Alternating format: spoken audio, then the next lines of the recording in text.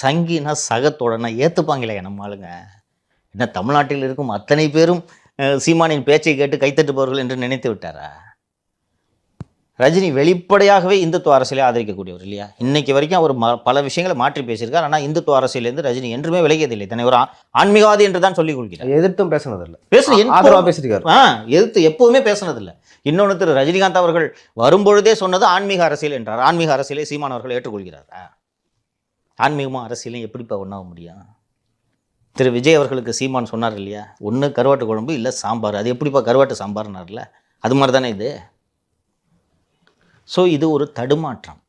நேற்று ஒன்று பேசுகிறாரு, இன்றைக்கி ஒன்று பேசுகிறாரு, நாளைக்கு என்ன பேசுவார்ன்றது திரு சீமான் அவர்களுக்கே தெரியுமா தெரியாதான்னு தெரியல. இப்படிலாம் மாற்றி மாற்றி சீமான் பேசிகிட்டு இருந்தாருன்னா அவரை சீரியஸாக எடுத்துக்கிறத விட்டுருவாங்க.